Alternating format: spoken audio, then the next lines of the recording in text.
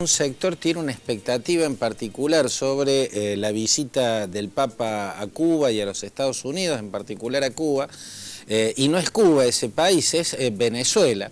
El sector de la oposición que quedó prácticamente se sintió a la intemperie en términos de organizaciones regionales cuando salió la durísima, la draconiana sentencia contra Leopoldo López, ¿no? Que son prácticamente 14 años, porque son 13 años, 9 meses y una X cantidad de días, son prácticamente 14 años, y vio que la región reaccionó demasiado tímidamente, solamente se pronunciaron pidiendo por Leopoldo López Costa Rica, el presidente Luis Guillermo Solís de Costa Rica, el presidente Ollanta Humala de Perú, el presidente Cartes de Paraguay y el gobierno de Michelle Bachelet en Chile. La respuesta de Maduro al mensaje de Bachelet fue durísimo, extremadamente duro, era un mensaje por demás tibio, donde pedía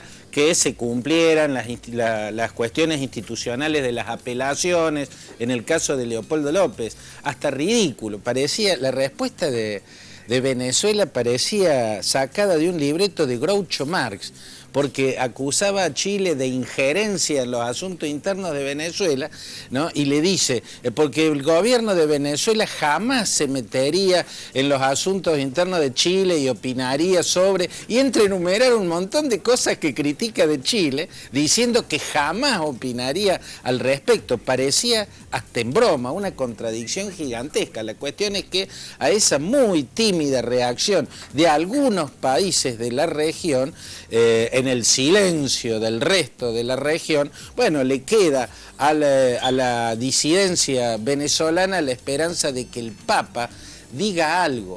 Y la verdad es que el Papa no promete decir mucho, porque ya aceptó como condición en la visita a Cuba no reunirse con las damas de blanco, no recibir a ningún familiar de preso político cubano. Pero en el caso de Venezuela podría existir un pronunciamiento. ¿Por qué? Porque se ve venir una situación muy delicada. Sigue ampliando el estado de excepción en la frontera, va ampliando, empezó en Táchira la cuestión con Colombia, ya son más de 20.000 los colombianos que se han tenido que ir por las deportaciones en Venezuela, y siguen entrando estados en esa tensión fronteriza, ya es Zulia, ya son muchas fronteras las que se van ampliando en la zona de conflicto. Y esto genera un temor muy grande de los dos lados de la frontera. ¿Por qué? Porque se viene una elección parlamentaria en la cual, según todas las encuestas, el oficialismo, o sea, el chavismo, perdería. Todas las encuestas dicen que va a ganar la oposición y que sería un triunfo muy amplio de la oposición.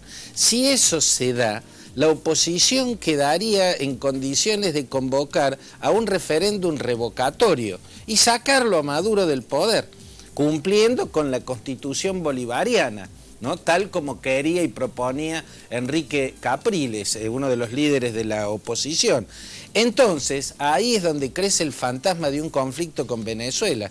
Daría la impresión de que algo va a tener que inventar Maduro para anular esos conflictos, esos comicios, porque todas las encuestas coinciden en decir que las va a perder, y las va a perder muy mal. Por eso esta venida del Papa genera una especial atención en lo que pueda decir respecto a la situación de Venezuela en particular, de Leopoldo López en particular, y también de Venezuela y los deportados colombianos. ¿Va a decir algo?